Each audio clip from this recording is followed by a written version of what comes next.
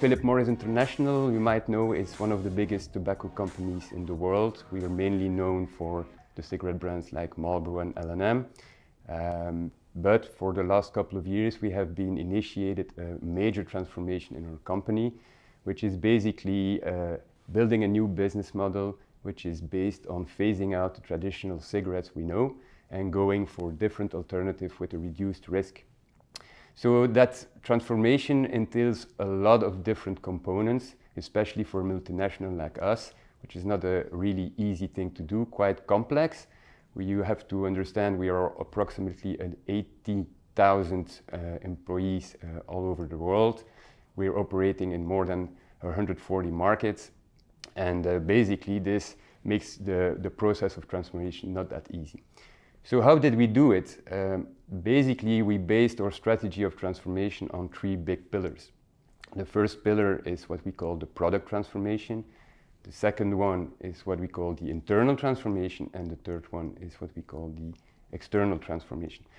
Over the few coming minutes, I will go briefly through these three pillars and what does it mean. So first of all, we have the product transformation, which is basically before you transform your business model, obviously you need to have a product, a solution you want to offer, a different product or solution you want to offer to the consumer, to the market. So basically that started there. We have been working for years with our R&D colleagues on different solutions which are able to reduce the risk of using nicotine compared to cigarettes, to the traditional cigarettes. So ultimately, after, I would say, quite some investments on R&D, we were able to develop a number of products where we believe that one day will be acceptable for smokers to convert from cigarettes to these alternatives. And secondly, obviously, products which have a clear potential to dramatically reduce the risk of using nicotine compared to cigarette smoking. So after a number of years, we believe that we have that solution, and then we initiated 3 to 4 years ago the transformation throughout the company to be able to market these products in a good way. And there it's where you have the second pillar coming in, which is the internal transformation. When you have to market new products which are based on different technologies than your previous products, you obviously need new competencies internally, and also probably you will need to organize yourself differently. Just to give you a small example, a cigarette, a normal cigarette, everybody knows how it works. You buy it, you open it, put it in your mouth, and you light it, and then you use the cigarette. Now, the different alternatives we have been developing to reduce the risk of using nicotine are also based on devices heating tobacco sticks, for instance, or electronic cigarettes, as you know, maybe on the market already. But there are devices, electronic devices involved, which makes the process a bit more complicated, and a totally different set of competencies is needed. For instance, if you have electronic devices in your solution, you need to have a customer care service, which we never had before when we just sold cigarettes, obviously. So you need to build these competencies internally, and you need to reorganize the whole company to be able to serve these new solutions. So the internal transformation is all about reorganizing in terms of supporting your new solution, and secondly, looking at, do we have the necessary competencies to do so? Meaning that you need to either reskill a part of your labor force, or eventually recruit externally to get these competencies and expertise in your own company. So the whole internal transformation is quite a big piece of work, I have to say, and it's really critical in being successful in the transformation ultimately.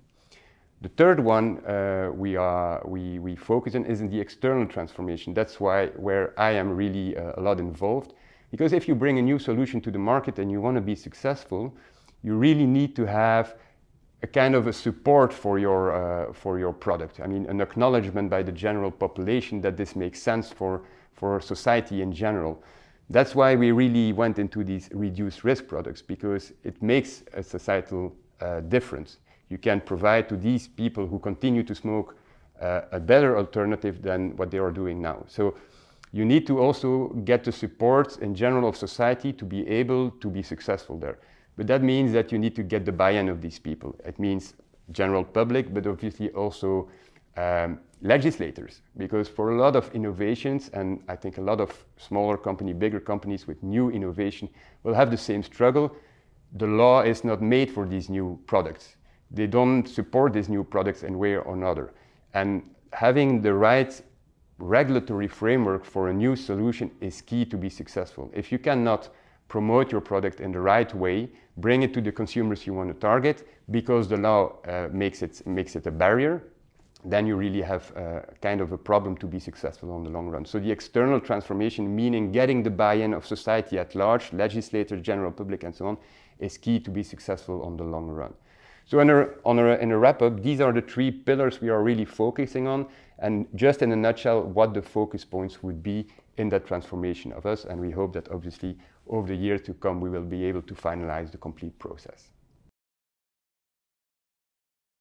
If you look at our transformation, if you look at a transformation journey we are doing and how we operate and where we want to go to, a lot of the things we want to go to are things we are borrowing from the SME world. I mean, in the sense that obviously we will work way more with technology, devices and so on, which is a way faster moving market than we are used to in the cigarettes. So you need to be much more lean. So you need to get these processes from these companies who are really able to move quickly, change quickly, and a lot of these companies are typically the smaller enterprises, the startups and so on. So we borrow a lot of the things we are doing, we borrow exactly from the SME world. So we're trying to move to, or also organization-wise, to a much more flexible type of working, meaning we will work with very fast trial and error. So, which is typically a lean concept, you know, you try on a small scale, then does it work, doesn't it work? If it doesn't work, you try something else and something else, but you do it quickly, a lot of reiterations until you find the right thing which works, and then you expand, which is typically something you see in the startup world and in the SME world. So I think there is a lot of connections, yes.